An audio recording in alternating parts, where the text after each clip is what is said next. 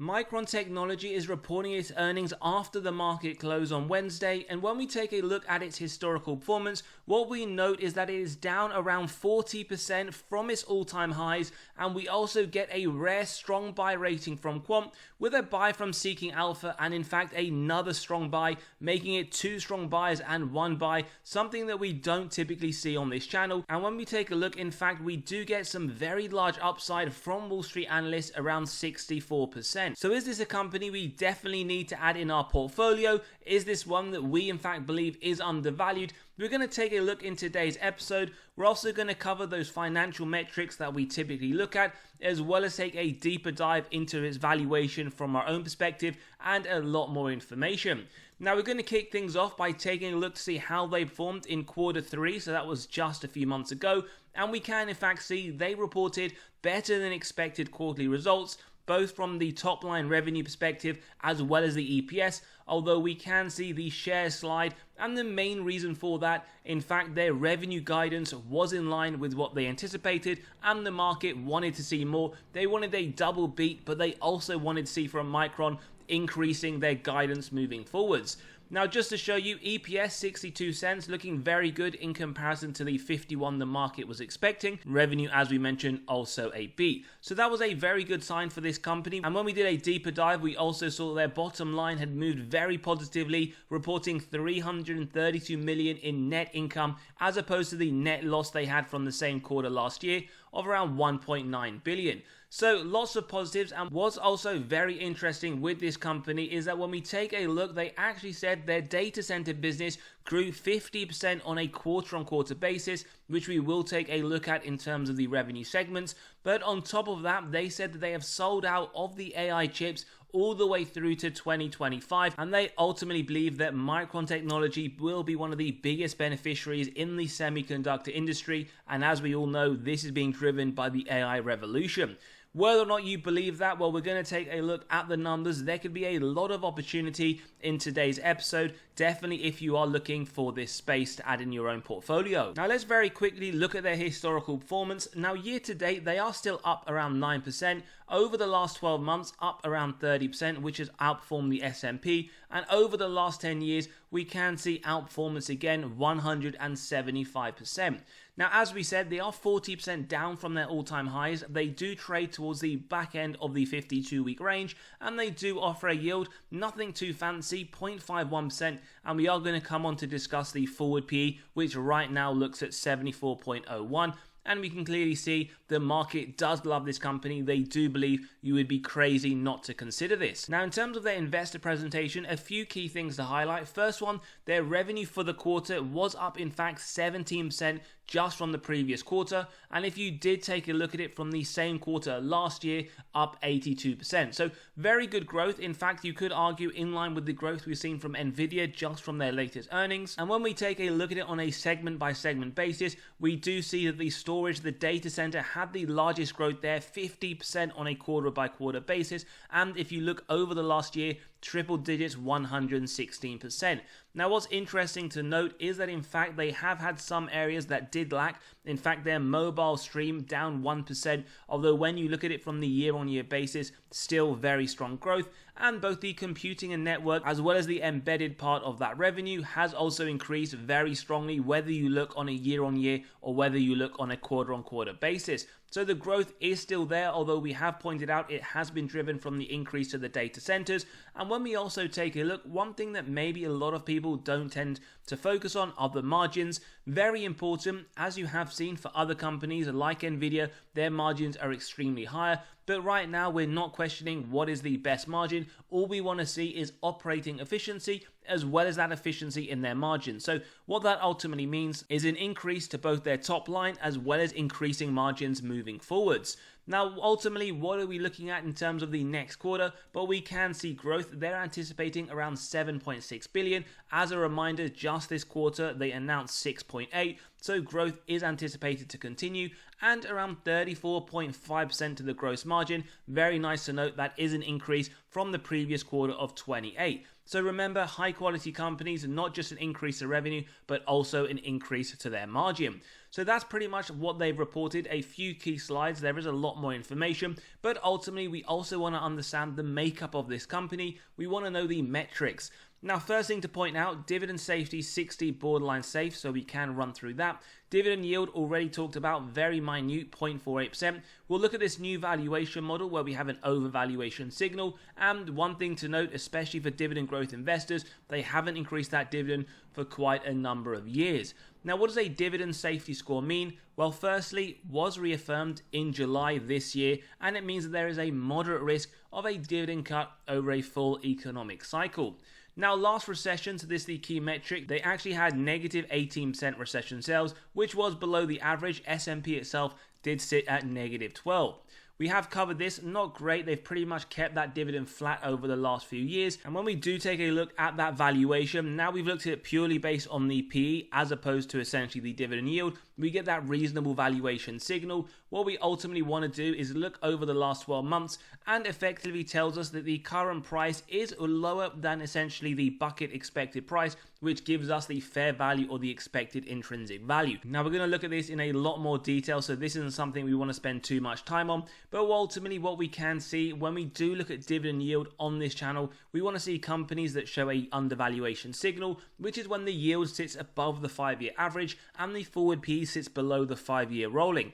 Now, right now, you could argue reasonable valuation / maybe slight overvaluation. On the forward PE, we get a sense of reasonable / slight undervaluation. And we can see here, in fact, it does trade significantly lower than the sector PE. Now, we're not going to look at any of these models in isolation. We will cover this in a lot more detail, but we can already see there are some signs there of undervaluation. Now, in terms of the free cash flow payout on this channel for semiconductors, we want below 50%. What we can see here, very, very low in 21-22.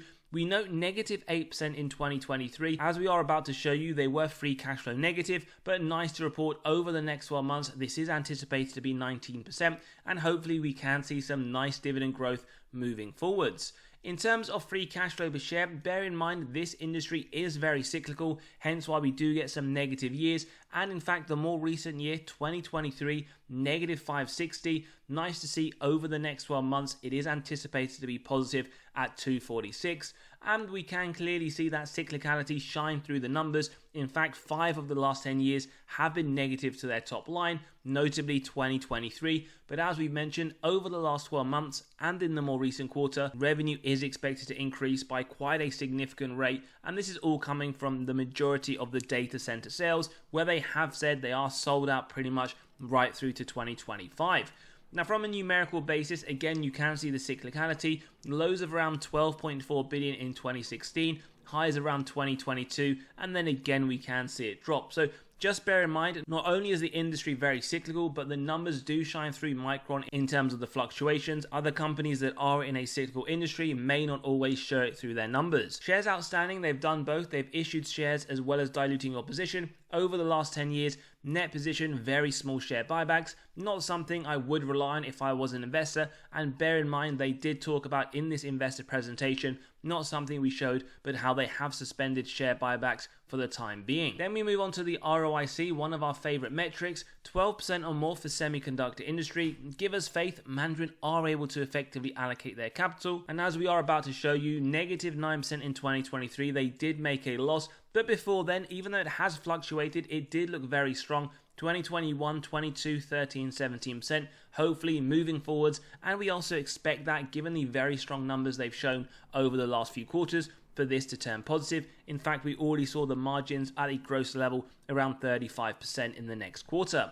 Operating margin, no surprise then, 2023 is negative, but before then, pretty much straddling around the 16%. Some years very strong, some years, as we can see, have been struggling, like 2016. Free cash flow margin as well, 5%. Again, some years we can see that, some years ultimately we don't get that satisfaction. And do bear in mind, with these numbers, when they are very cyclical, when they are very inconsistent, you may want to apply a larger margin of safety, as we will come to show you through the valuation model.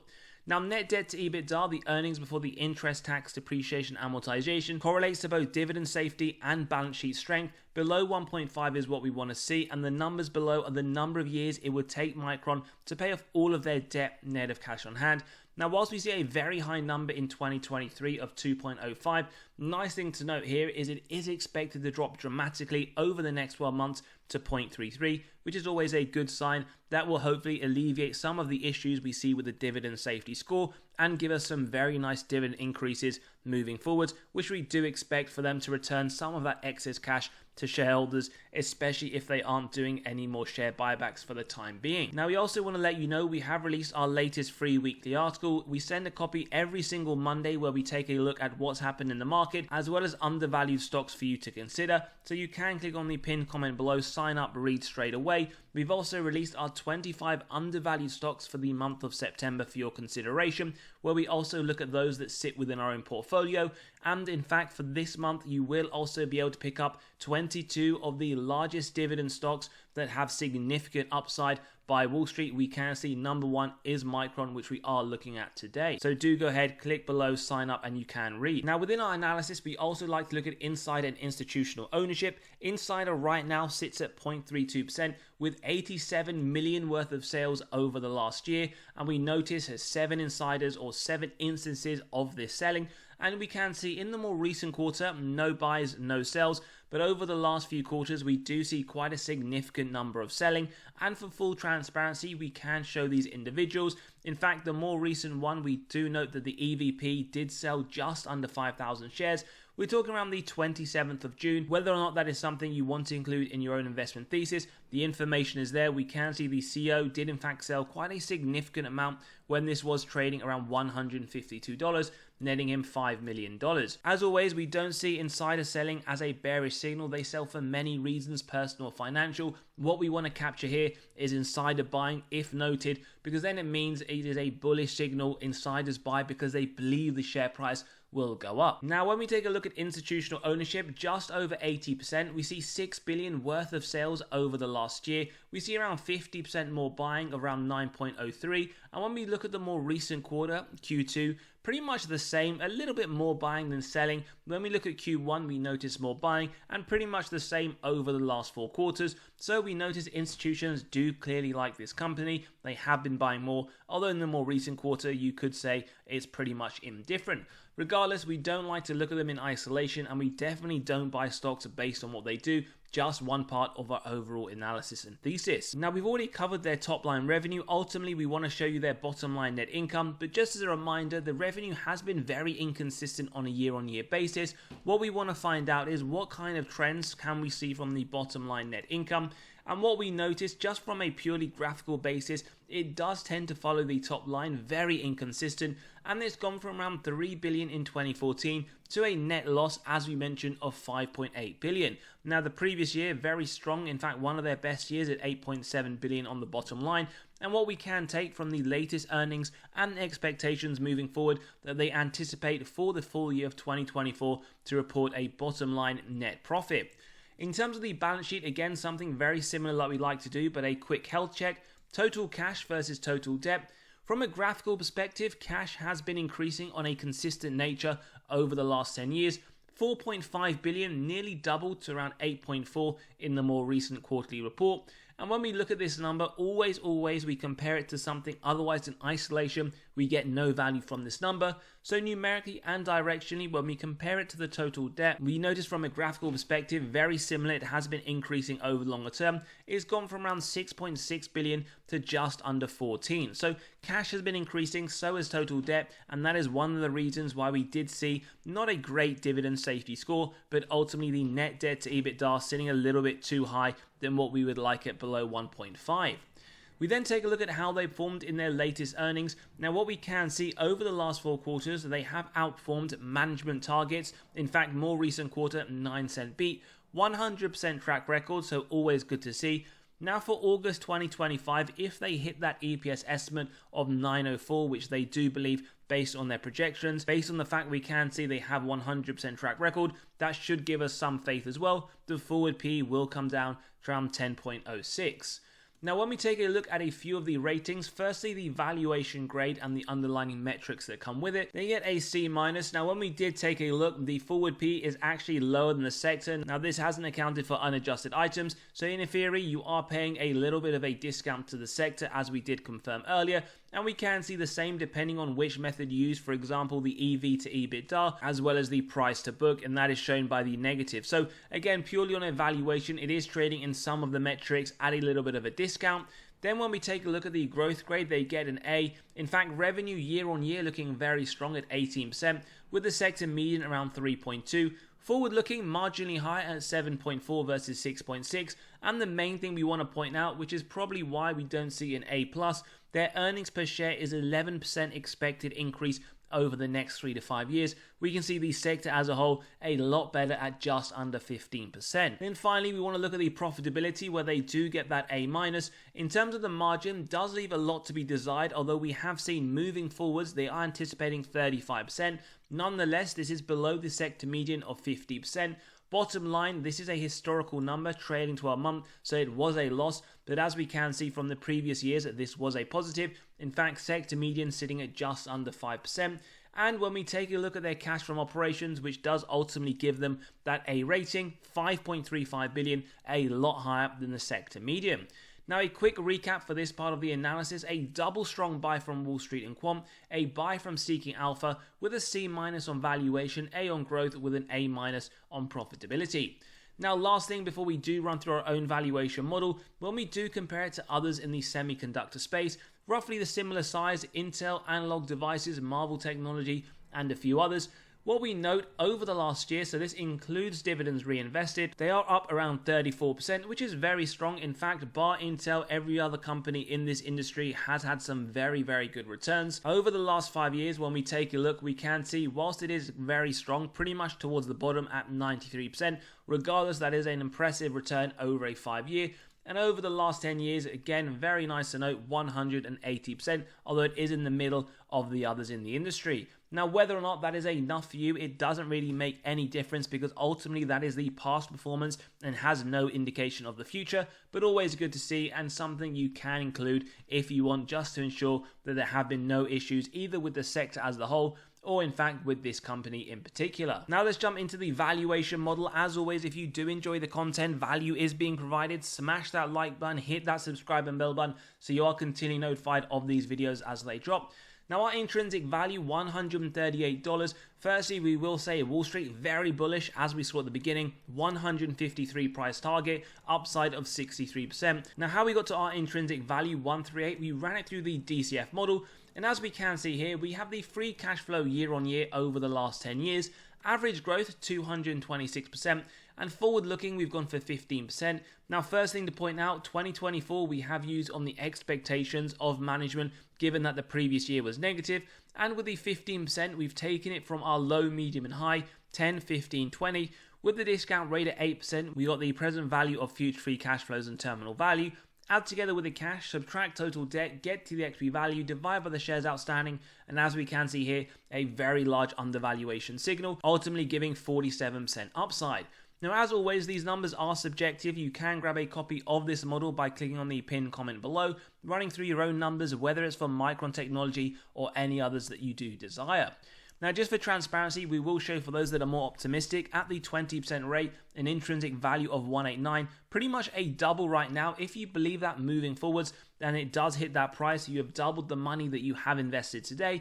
For those that are a lot more conservative, at 10%, we still get that undervaluation signal. However, it is upside of just 7%.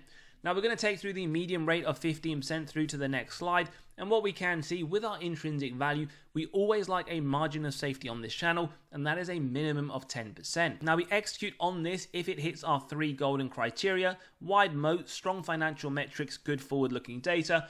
If you believe that, we'll buy at $125. Then we keep going till it's near the current trading price. And what we can see in today's episode, you are getting at least a 30% MOS up to $97, at 35% around the $90 mark.